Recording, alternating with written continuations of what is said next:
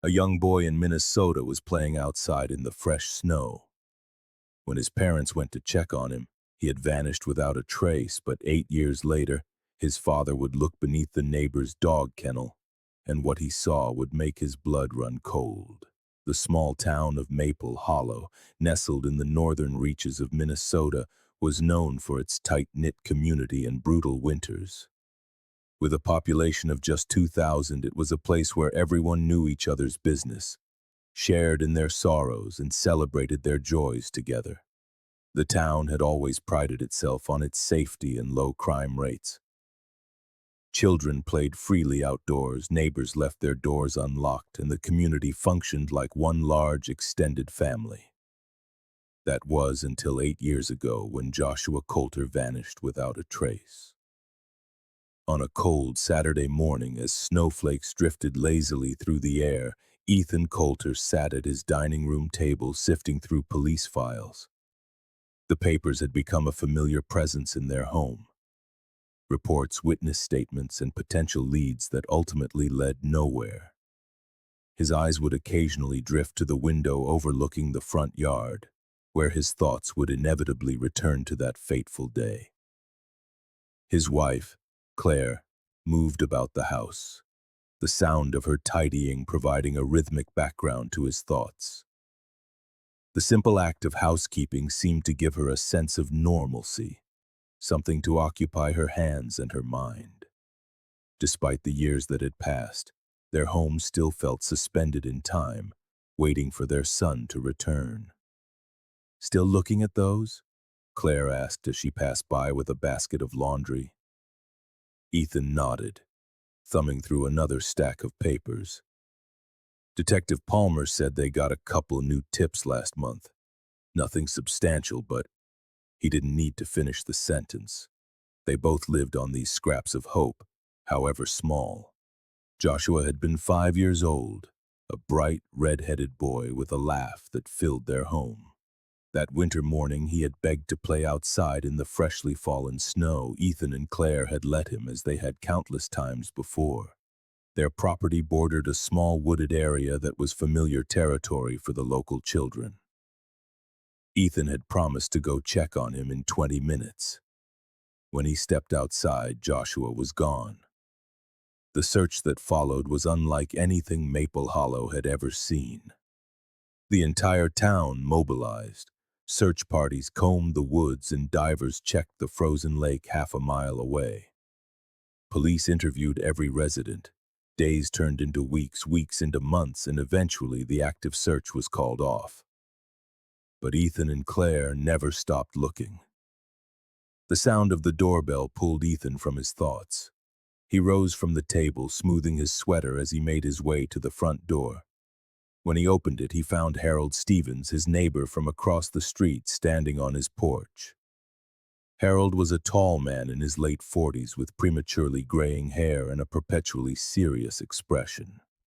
He had lived in Maple Hollow for over 20 years, but in the decades since losing his wife and seen in a home invasion, he had become increasingly reclusive. "Morning, Ethan," Harold said, shifting his weight from one foot to the other. "Sorry to bother you, but the storm last night took out part of your fence again. It fell onto my property." Ethan immediately began to apologize. "I'm so sorry, Harold. That old fence has been giving us trouble for years. I'll come get it off your property, but I'll need to get a welder first. Mine is broken and I haven't had time to get a new one." Harold waved a dismissive hand. "Don't worry about it, I've already fixed it, just came to let you know." Ethan was taken aback, a pang of unease pricking at him. "You didn't have to do that, thank you." "No problem," Harold replied with a slight shrug. "I had the tools and was working on something in the back of the house anyway." "Yeah, I heard some noise this morning. I figured you must be building something back there." Harold didn't elaborate on what he'd been building.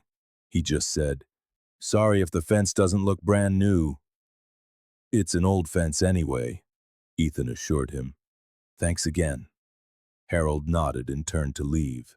As Ethan closed the door, he found Claire coming in from the backyard, her cheeks flushed from the cold. Was that Harold I heard? She asked, unwrapping a scarf from around her neck. Ethan nodded. Our fence fell over again. He fixed it himself.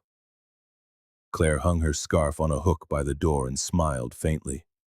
It's been a while since we've caught up with Harold. We should have him over for dinner as a thank you for fixing the fence.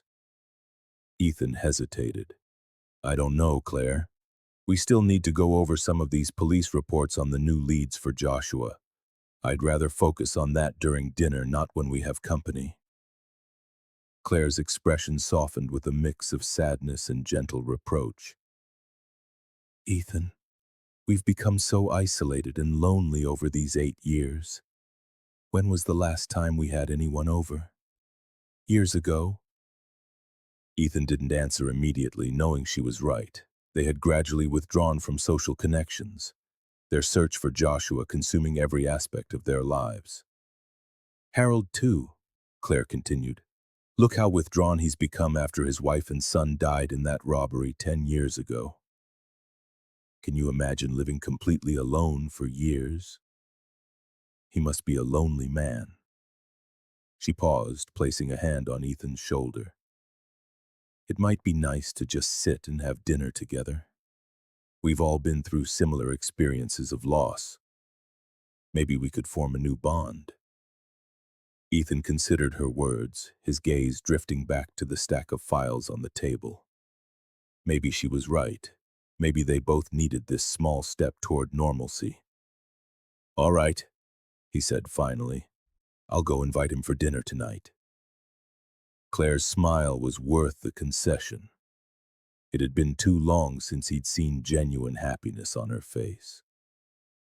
Ethan zipped up his jacket and stepped out into the frigid winter air.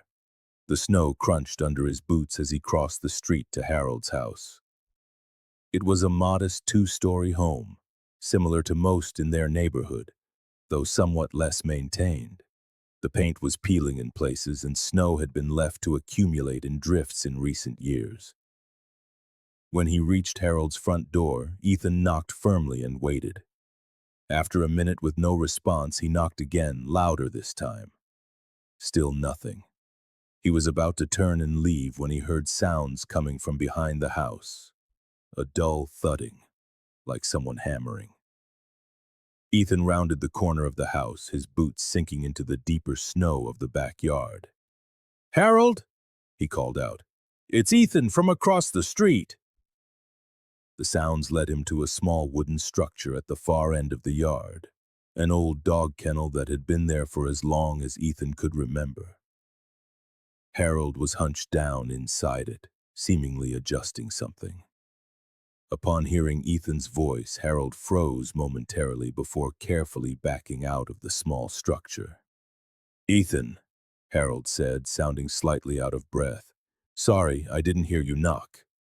No problem, Ethan replied, noticing how quickly Harold had straightened up and positioned himself in front of the kennel. I'm surprised you still keep that old doghouse. It's been years since you had a dog, hasn't it? Do you want some help taking it apart? Harold's reply came with a slight stammer. It's a memento of Rex. He was a good dog. I like to keep it up. Ethan nodded, understanding the sentiment. People held on to different memories of those they'd lost. Harold pointed to a larger, partially built structure nearby. Actually, I've been thinking about getting a new dog. I've been working on that for a few weeks and wanted to finish it this morning. Ethan's eyebrows raised in surprise. Really? Still working in this weather? That's impressive, Harold. I used to breed dogs when I was younger. More of a hobby than a job, really. What kind of breed are you considering? I haven't given it much thought, Harold replied, seeming more relaxed now that the conversation had shifted. Maybe a puppy or a medium-sized dog. Well, Claire and I actually wanted to invite you over for dinner tonight, Ethan said. But if you don't mind, I could help you finish that new kennel this morning and we could go pick out a dog together afterwards. I know a local breeder in the area. Harold seemed to consider this for a moment before nodding. I'd appreciate that. I should be able to get this done in a few hours. And dinner sounds nice, thanks. As they spoke, Ethan noticed Harold occasionally glance back at the old doghouse. There was something odd about his neighbor's behavior, but Ethan couldn't quite place it. Harold had always been a private person, especially after his tragedy, so maybe it was just his awkwardness with unexpected social interaction. Great, I'll leave you to it then, Ethan said, taking a step back. Just come over when you're ready to head to the breeders and we'll see you for dinner around 6. Harold nodded, already turning back toward the doghouse. I'll see you then. As Ethan walked back across the street, he couldn't shake a strange feeling. There was nothing overtly suspicious about their interaction. Harold had been perfectly cordial, if a little awkward, but something felt off. Maybe it was just the unusual sight of his reclusive neighbor suddenly making plans for a new pet after years of solitude. Or maybe it was just the strangeness of someone doing all that woodwork in the snow. Reaching his own front door, Ethan put the thoughts aside. People processed grief differently, and if Harold was finally taking steps to move on with his life, that could only be a good thing. Ethan stepped into his house, shaking the snow from his boots in the entryway. Claire was in the living room, tidying the scattered cushions and magazines that had accumulated over the week. He said yes to dinner, Ethan announced, hanging his jacket on the hook by the door. Claire's face lit up. That's wonderful. What time should I expect him? Around 6, I think. You know what's interesting? He's building a new doghouse and plans on getting a dog. I offered to take him to a breeder this afternoon. Claire paused her tidying and looked over with genuine surprise. A dog? After all these years? She smiled thoughtfully. See, I told you he must be lonely. Getting a pet is a good first step toward healing. Ethan returned to the dining room table where he'd left the police files. I guess so, it's just unexpected. He's kept that old doghouse all these years as a kind of memorial. Claire resumed her cleaning, moving into the kitchen now. People find different ways to move on. Speaking of which, we need groceries for dinner tonight. We're running low on everything and I want to make something special. Ethan sighed quietly, looking down at the pile of papers in front of him. He had been hoping to spend the morning going through the new leads, compiling his thoughts before the coming week consumed his time again. Can you grab what we need? I'd really like to get through these files today. If you don't mind, can you help me with the grocery shopping instead? Claire asked. I want to clean the house properly for tonight, and you know I don't drive well in this weather. It's too cold to walk or wait for the bus. Ethan looked at his wife's hopeful expression and felt a familiar pang of guilt. She asked for so little these days, and she had been the one to suggest reconnecting with their neighbor, a small but significant step back toward normalcy. All right, he relented. I still have some time before Harold is ready to go to the breeders anyway. I'll do the shopping, bring everything back here, and then I'll head out with him if he's ready. Claire's grateful smile was worth the sacrifice of his morning play. She quickly wrote out a shopping list, adding items as she checked the pantry and refrigerator. Ethan headed out again, shoveling a path from his front door to the driveway before starting the car. He let the engine run for a while to warm up, his breath forming small clouds in the crisp, cold air. Just as he was about to pull out of the driveway, he noticed Harold crossing the street toward him. Ethan? Harold called, approaching the car window. Ethan rolled the window down. Hey, are you finished with the doghouse already? Harold shook his head. Actually, I just remembered I already have plans to meet up with some friends this morning. I'll have to cancel on our trip to the breeder, but I'll still be over for dinner tonight. No problem, Ethan replied, surprised that the reclusive Harold had social plans. I'm just heading to get groceries. We'll see you at 6. Harold nodded and walked back toward his own house. Ethan watched him go, that strange feeling returning. In all the years they had been neighbors, he had never known Harold to mention friends or social gatherings. But then again, they hadn't exactly been close in recent years, both families retreating into their private griefs. Ethan drove to the supermarket, his mind alternating between thoughts of Joshua and mental notes of what to buy. The grocery store was relatively empty for a Saturday. Most people likely deterred by the weather forecast, which predicted more snow later that day. He methodically worked his way through Claire's list, adding a few items he knew she liked but had forgotten to write down. As he loaded the groceries into the car, heavy gray clouds were gathering overhead, promising that the forecasted snowfall would arrive sooner rather than later.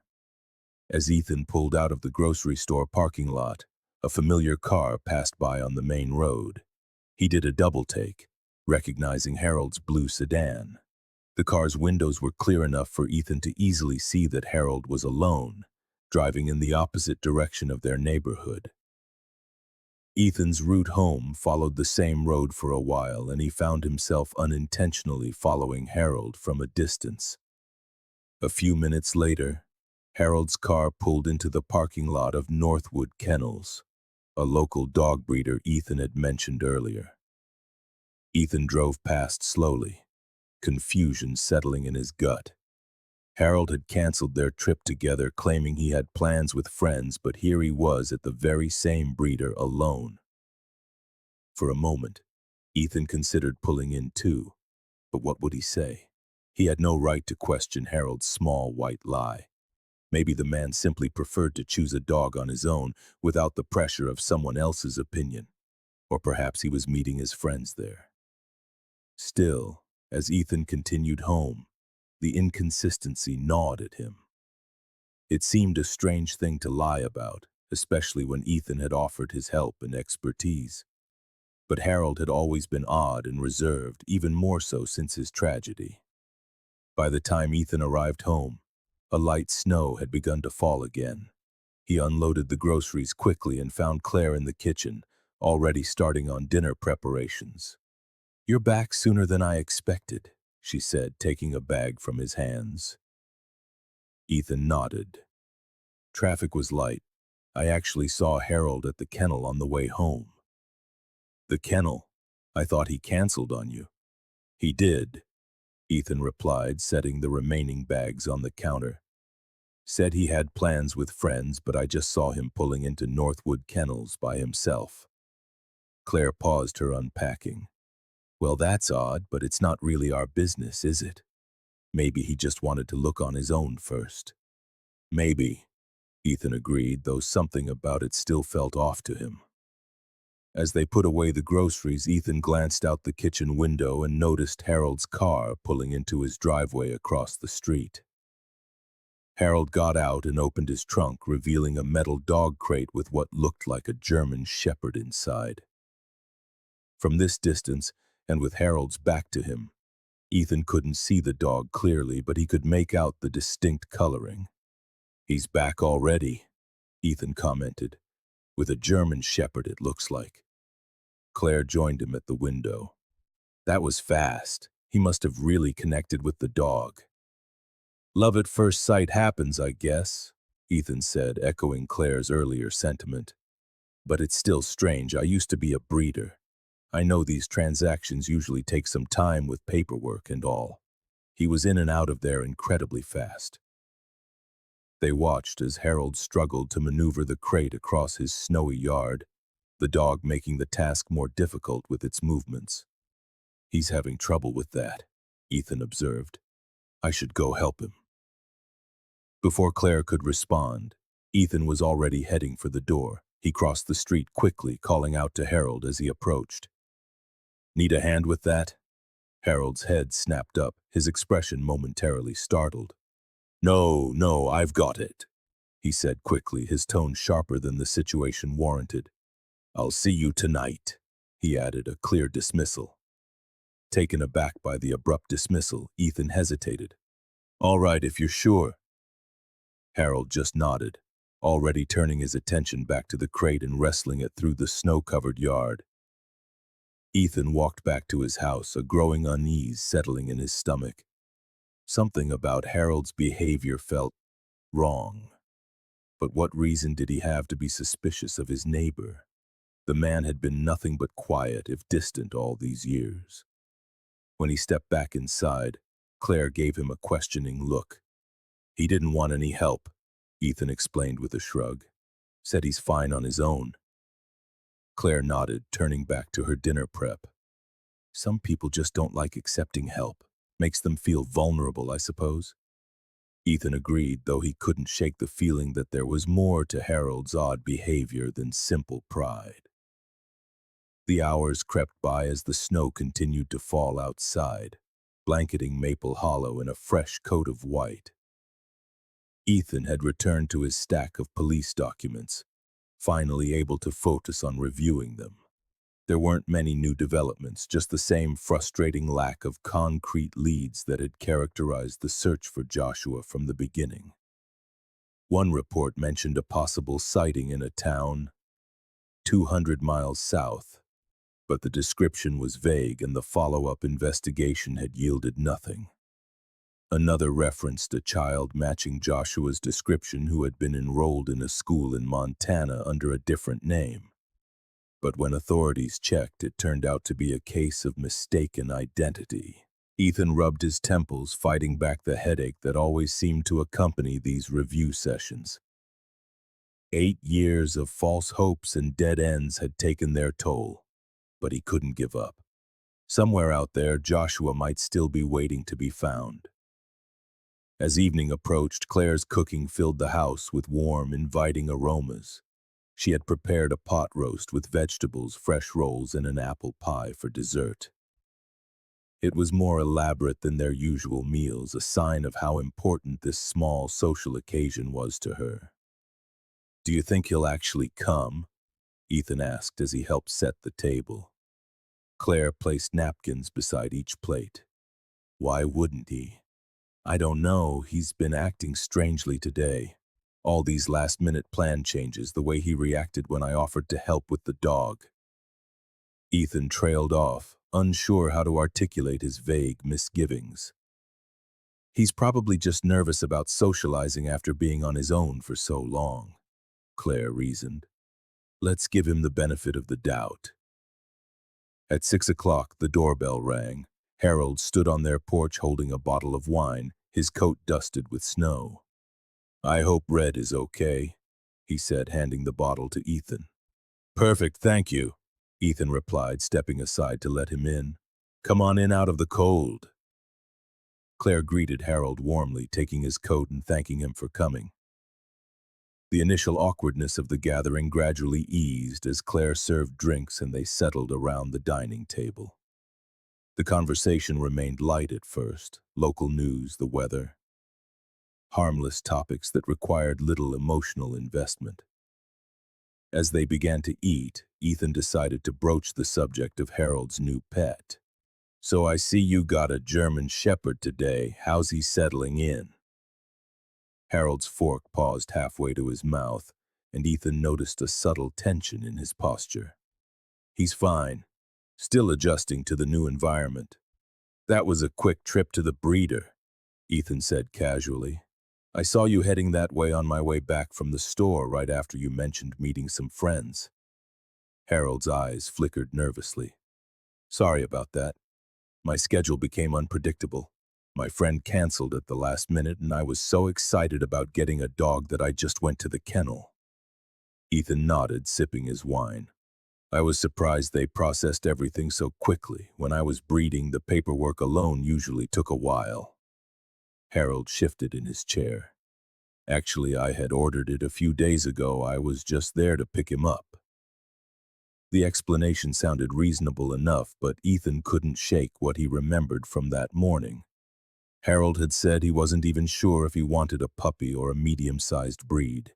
And something about Harold's demeanor now, the way he avoided direct eye contact, the slight tremor in his hand as he reached for his glass, hinted at a discomfort that went beyond simple social awkwardness. Claire, sensing the rising tension, gently changed the subject. "Harold, Ethan mentioned you lost your wife and son 10 years ago. I'm so very sorry. We understand how hard it is to lose family." Harold's expression softened slightly. Yes, it's been difficult living alone all these years. We know something about that kind of pain, Claire said quietly. After Joshua disappeared, she couldn't finish her thought. Harold suddenly became visibly agitated, his gaze fixed on the window where the snow was now falling heavily.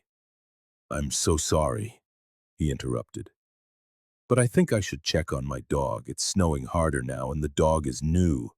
He might be stressed with the adjustment. He stood up abruptly. I'm afraid I left him outside in the crate and forgot to bring him in before I came over. Ethan glanced out the window at the thickening snowfall. Yeah, you're right. The wind is picking up too. Do you need help getting him inside?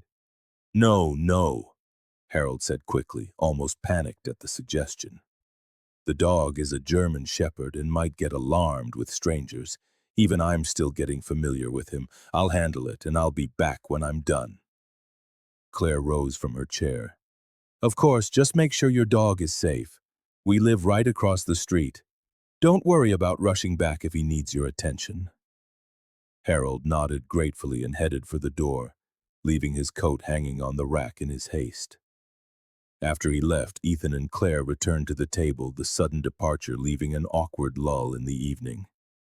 That was strange, Ethan commented. Claire shrugged, refilling their wine glasses. He's worried about his new pet. It's understandable. I suppose, Ethan agreed reluctantly. As they continued their meal, Claire sighed softly. Ethan, imagine if I were gone too and you had to go to work and take care of the house all alone. Harold has been handling all of that by himself for a decade. He must be a responsible man to care so much about his new dog. He deserves some happiness. Time passed and Harold did not return. The pie Claire had baked sat untouched on the counter, and the dining room grew quiet save for the occasional clink of silverware. It's okay if he doesn't come back, Claire said eventually. The dog is new, so maybe he's having trouble getting it settled. She began clearing the table but stopped when she noticed Harold's coat still hanging by the door. Oh, he forgot his coat. It's freezing out there. Ethan stood up. I'll take it over to him. Claire nodded, continuing to clear the plates as Ethan grabbed both Harold's coat and his own before heading out into the snowy night. The snow crunched under Ethan's boots as he crossed the street, the cold air biting at his exposed face. Snowflakes swirled around him, illuminated by the streetlights like tiny stars falling to earth. Harold's house was dark, except for a faint light visible from what Ethan assumed was the kitchen at the back. He approached the front door and knocked firmly, holding Harold's coat folded over his arm. After waiting for nearly a minute with no response, he knocked again, louder this time. Still nothing. Ethan frowned, glancing at his watch. It had been over half an hour since Harold had left their house. Surely it shouldn't take this long to bring a dog inside, even if it was being difficult. As he stood there contemplating what to do next, a distinct barking sound came from the backyard. Was the dog still outside, in this weather? Concern overriding hesitation, Ethan made his way around the side of the house, calling out as he went. Harold, it's Ethan, you okay? I brought your coat. The backyard was partially lit by the light spilling from the kitchen window. Ethan could make out the German shepherd, not inside the house as Harold had indicated was his plan, but still outside. The dog was pacing restlessly in and out of its small kennel, a chain clipped to its collar, limiting its movement. Ethan scanned the yard for Harold but saw no sign of him. The situation made no sense. Harold had specifically left their dinner to bring the dog inside, yet here it was, still chained up in the worsening weather. Drawing closer, Ethan noticed that the larger doghouse Harold had been building was still unfinished, despite his claim that morning that he'd be finishing it. Another inconsistency in an increasingly baffling day. Harold, Ethan called again, louder this time. No reply. He peered through the kitchen window but could see no movement inside. Harold's car was still in the driveway, and in this weather, at this hour, it seemed unlikely he would have gone anywhere on foot, especially without his coat. Ethan pulled out his phone and dialed Harold's number. The call went straight to voicemail after several rings. A growing sense of dread settled in his stomach. As he put his phone away, the German Shepherd suddenly began to bark more intensely. At first, Ethan thought the dog was reacting to his presence, but as he watched more carefully, he realized the animal was directing its attention toward the small doghouse, alternating between barking and whining. Keeping a safe distance, Ethan moved to get a better angle on the doghouse. From his new position, he could see something he hadn't noticed before. A wooden panel on the structure's floor that looked as if it could be moved with what appeared to be an unlatched padlock on it. There was also a metallic glint that could be some kind of handle embedded in the panel. Drawing on his experience with animals from his breeding days, Ethan approached the German Shepherd carefully, speaking in low, reassuring tones. The dog, seemingly more distressed than aggressive, allowed Ethan to get close enough to unclip its chain from the collar and refasten it to a post several feet away from the doghouse. With the dog secured at a safe distance, Ethan knelt and peered inside the small structure. What he'd initially taken for a simple doghouse floor was actually a sophisticated trapdoor. The metal handle and latch were reminiscent of old war bunkers he'd seen in historical documentaries. A cold dread that had nothing to do with the winter air washed over him. Why would Harold have a bunker hidden beneath a doghouse? And why had he been so secretive and evasive all day? Ethan stood up and took a step back. His mind raced. He needed to talk to Claire. Fumbling for his phone, he dialed home. "Claire," he said when she answered, his voice tight with tension. "I found something strange in Harold's backyard. There's some kind of bunker or cellar under the doghouse." "A bunker?" Claire's surprise was evident. "What do you mean?" "There's a trap door in the floor of the doghouse with a handle and a latch, like you'd see on an old war bunker. The dog is still outside, chained up, and I can't find Harold anywhere. He's not answering his phone, and his car is still here." There was a pause before Claire responded. "That sounds worrying. Do you think he could be down there? Maybe he fell or got trapped somehow?" "I don't know," Ethan admitted. "The padlock on the door is open, which means someone could be down there. But why would he build a doghouse over a bunker entrance? It makes no sense." "It could be dangerous," Claire warned. "Maybe we should call the police just to be safe. Your phone battery was low earlier. I'll make the call." Ethan nodded, though she couldn't see him. "Okay, but tell them it's just a wellness check. I'm worried Harold might be in trouble down there. I can't reach him and his house is locked up, but his car is here."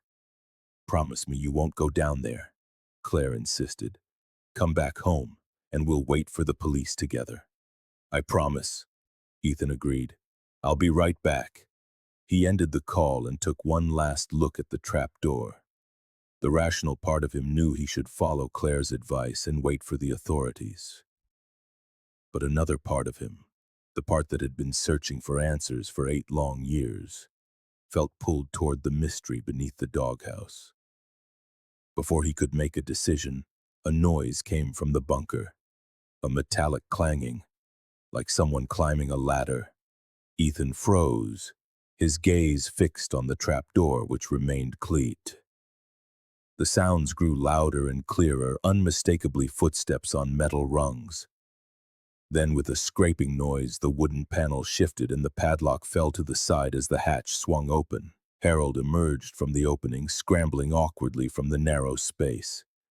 As he straightened up and saw Ethan standing there, his face registered pure shock, quickly followed by something darker.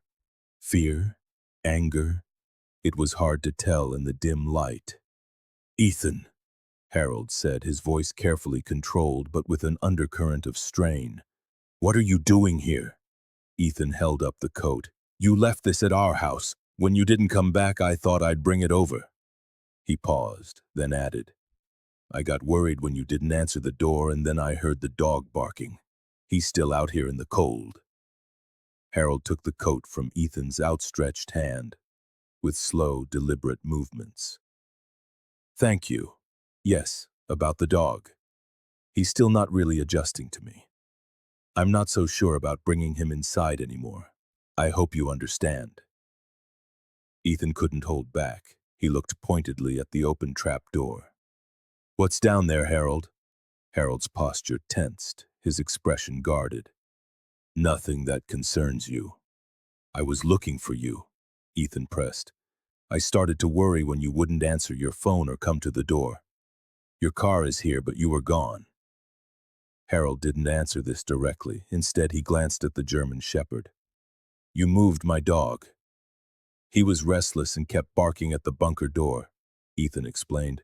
"I moved him to calm him down." Harold's jaw visibly tightened. Ethan decided to be direct. "Why have you been lying to me all day, Harold? You said you were bringing your dog inside, but he's still out here. You said you'd finish that bigger doghouse this morning, but it's barely started. You claimed to be meeting friends when you went to the breeder alone." Ethan paused, studying Harold's increasingly agitated expression. What's really going on? For a moment, there was silence broken only by the sound of the wind and the occasional whine from the German shepherd.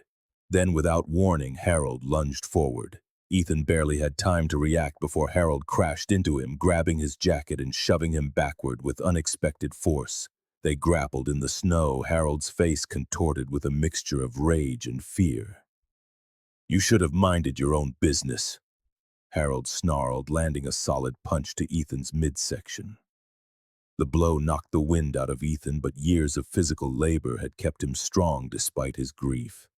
He managed to block Harold's next swing and shoved the man away from him. "What are you hiding, Harold?" Ethan demanded, circling cautiously now, keeping his distance. Harold didn't answer. Instead, he charged again, this time driving his knee into Ethan's stomach as they collided. Ethan doubled over, gasping for air, and Harold used the opportunity to push him toward the open trapdoor. "Get in there," Harold ordered, his voice eerily calm now, despite the violence of his actions. "Crawl in and go down." Ethan straightened, wincing from the pain in his abdomen. "You can't make me go down there." A chilling smile spread across Harold's face as he reached behind his back and produced a handgun. "Either you go down yourself, or I'll throw your dead body down there, your choice." The sight of the weapon sent a jolt of fear through Ethan, but he kept his composure. "The police are on their way, Harold. Claire called them when I couldn't find you. If you fire that gun, every neighbor will hear it." Frustration flashed across Harold's face, but he kept the gun trained on Ethan. Instead of shooting, he stepped forward and pistol-whipped Ethan across the face, sending him staggering back. Blood trickled from a cut above Ethan's eye as Harold continued to push him toward the doghouse, trying to force him to crawl into the narrow opening. Despite the pain and disorientation from the blow, Ethan fought back, grabbing Harold's wrist and twisting it until the gun fell from his grasp. In a desperate move, Ethan kicked the weapon, sending it skittering across the wooden floor of the doghouse and into the darkness of the bunker below. Enraged, Harold charged again, but this time Ethan was ready. He sidestepped and used Harold's momentum against him, sending him crashing into the side of the doghouse. In the distance, the wail of police sirens cut through the night air. Harold's head snapped up at the sound, panic replacing the rage in his expression. Moments later, two police cruisers pulled up in front of the house, their lights bathing the snowy yard in alternating red and blue. Officers quickly emerged with their hands on their holsters as they approached the scene of the struggle. "Police! Hands where we can see them!" an officer shouted. Both men raised their hands, though Harold did so reluctantly, his face a mask of frustration and defeat. The officers separated them, one checking Ethan's bleeding face while the other restrained Harold. "What's going on here?" the first officer demanded.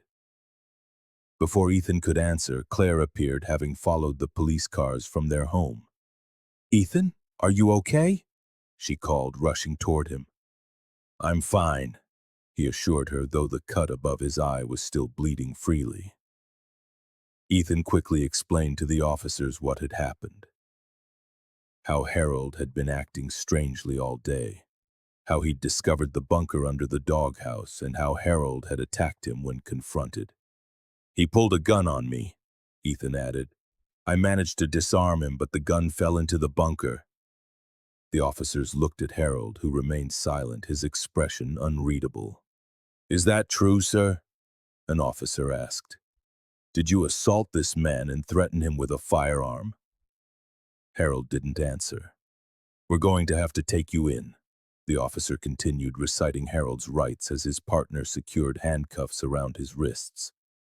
"You have the right to remain silent. Anything you say can and will be used against you in a court of law." As the officer continued the Miranda warning, another police car arrived, followed by an ambulance. Paramedics hurried over to check on Ethan's injuries while additional officers secured the scene.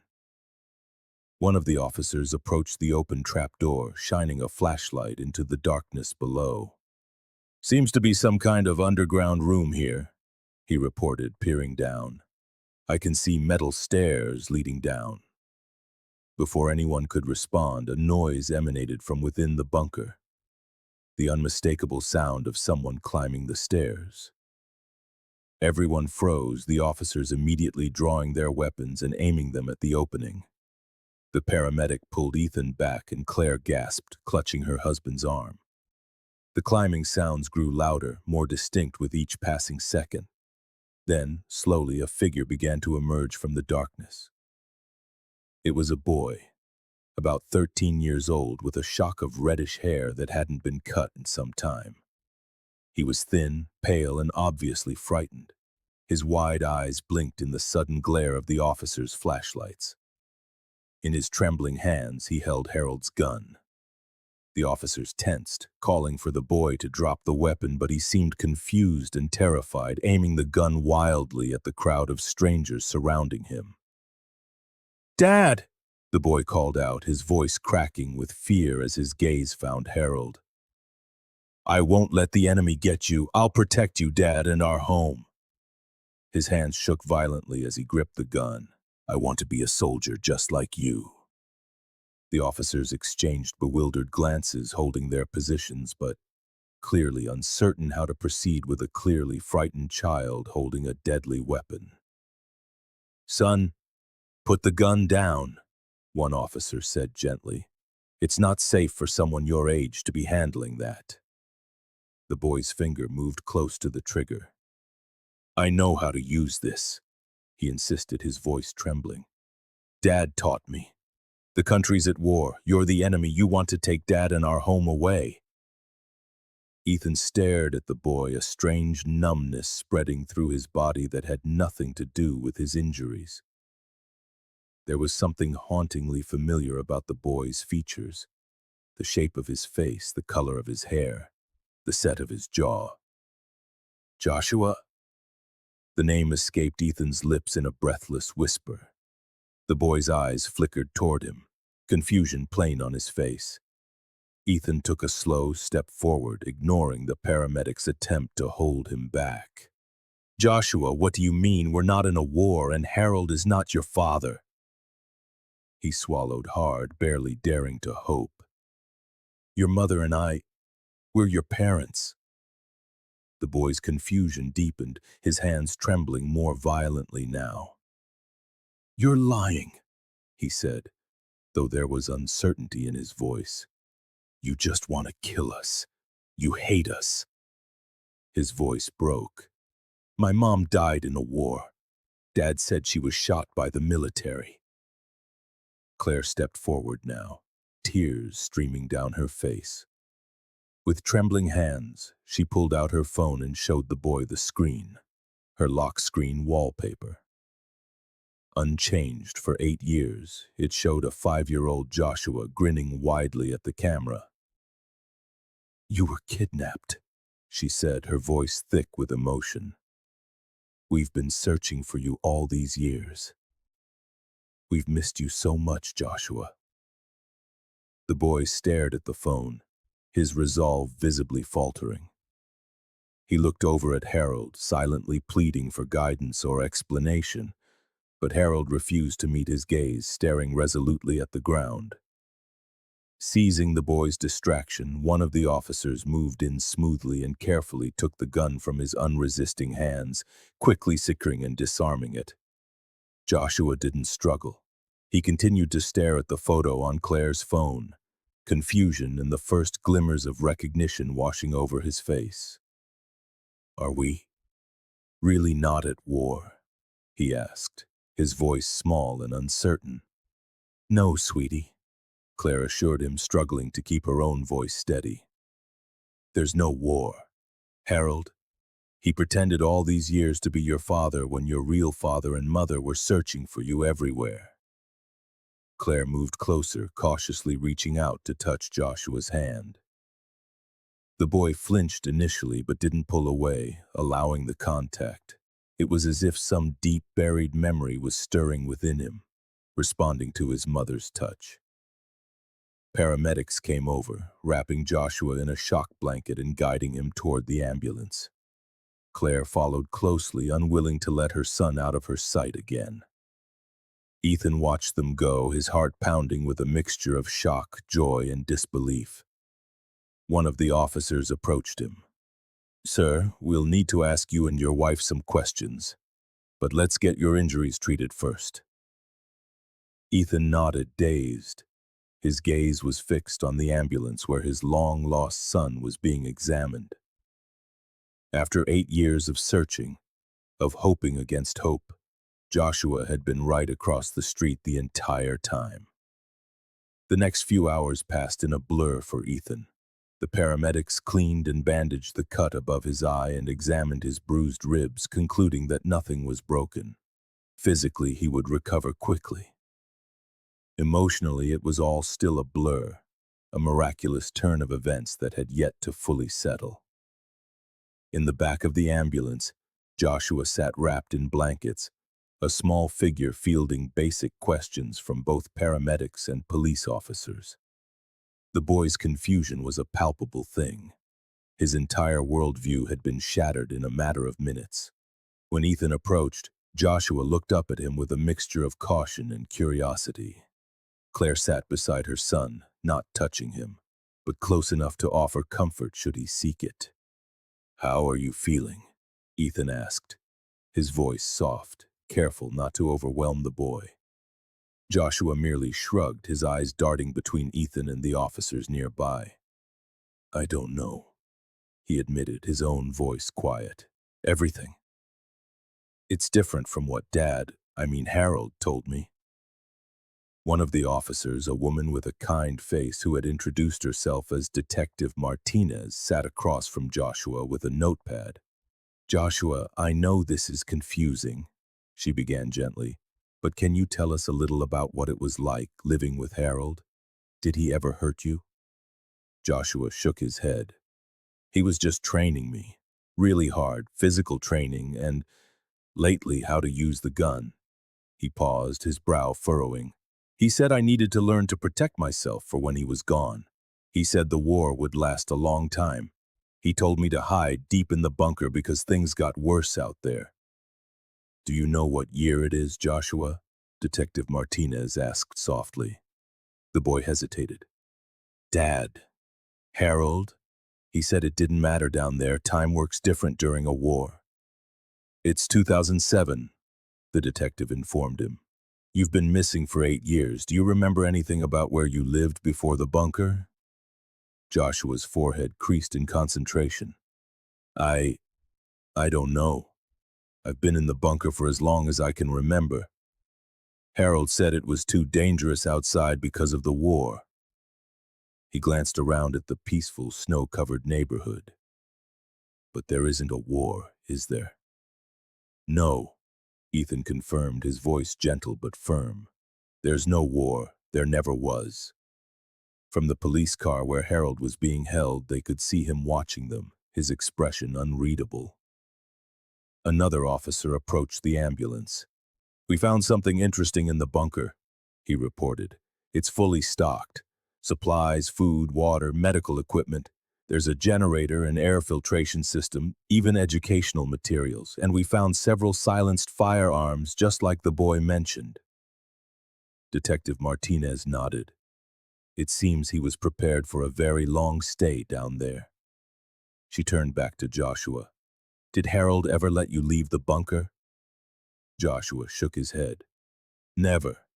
He said it was too dangerous. He would go out for supplies sometimes, said he was helping other people who were hiding from the war. He told me that when I was old enough, I could help him too. Ethan's mind reeled at the implications. Harold had held Joshua prisoner for 8 years, fabricating an elaborate lie about a non-existent war to keep him compliant and terrified of the outside world. The dog, Ethan said suddenly, the memory that started this chain of events clicking into place. He bought the German Shepherd to guard the entrance to the bunker, didn't he? And he was building the bigger doghouse to better conceal the trap door.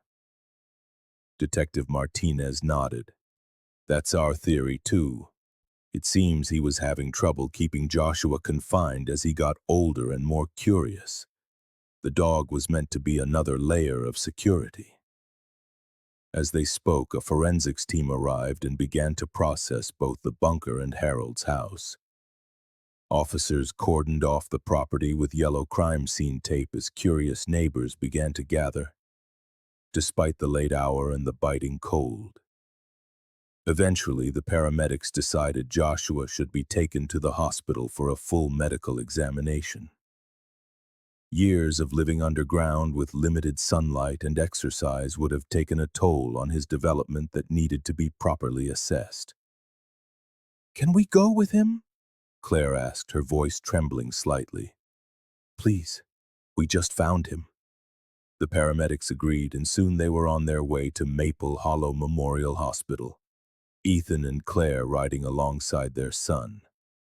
They kept a respectful distance, understanding that to Joshua they were still essentially strangers despite the biological tie. At the hospital, doctors ran a thorough series of tests while Ethan and Claire waited anxiously. Detective Martinez joined them, her expression grave. Harold isn't saying much, but from what we've pieced together and what Joshua has told us, it seems he abducted his son the day he went missing. He happened to have that old war bunker on his property and built the kennel right over it, though we're not sure why. Possibly in response to his own family tragedy. Ethan nodded. His wife and son were killed in a home invasion 10 years ago. He was never the same after that. That likely triggered whatever mental break led to this, the detective agreed. Claire wiped at her tears. 8 years of lies. Our poor boy. He doesn't even know what the world is really like. The psychological recovery will be challenging, Detective Martinez acknowledged, but children are remarkably resilient. With the right support and therapy, he has every chance of adjusting to a normal life again. Dr. Patel, the pediatrician who had examined Joshua, approached them with a chart in his hand. Physically, he's undernourished and shows signs of vitamin D deficiency, which is expected given the circumstances.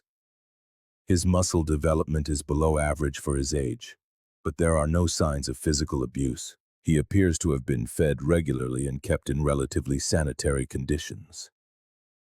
Claire covered her mouth, fighting back a sob of relief. Ethan put his arm around her, drawing her close. Can we see him? He asked.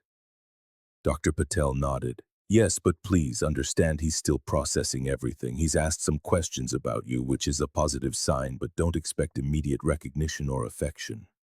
This is going to take time. They found Joshua sitting up in a hospital bed, looking small and lost amidst the sterile white sheets. As they entered, he looked up, his expression still cautious but no longer afraid.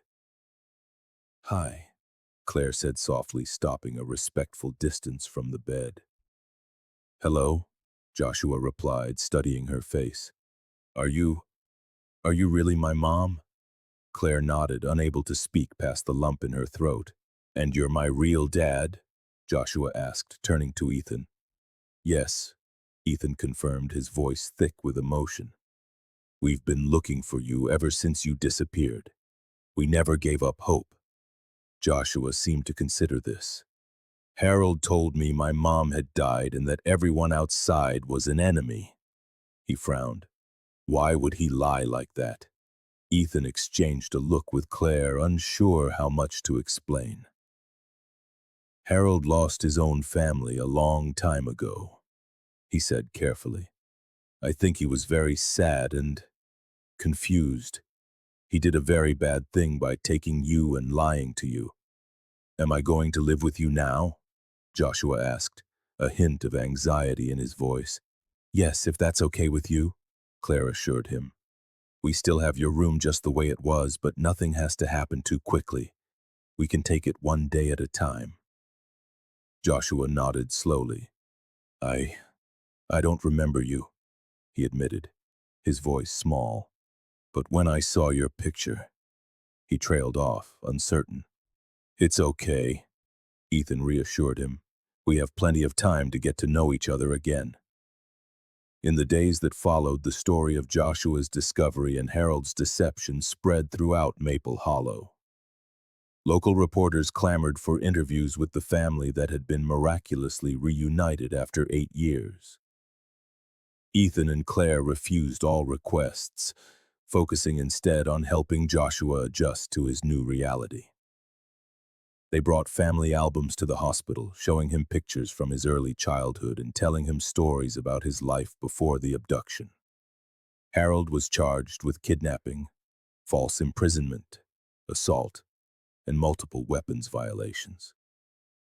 Following his arrest, investigators discovered journals in the bunker, detailing his deteriorating mental state over the years, and his obsession with creating a second-chance family after losing his own.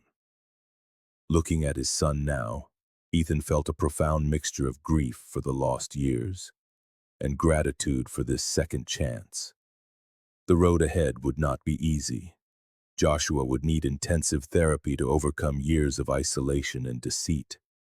But they were together again. After 8 years of searching, of hoping against hope, their family was finally whole.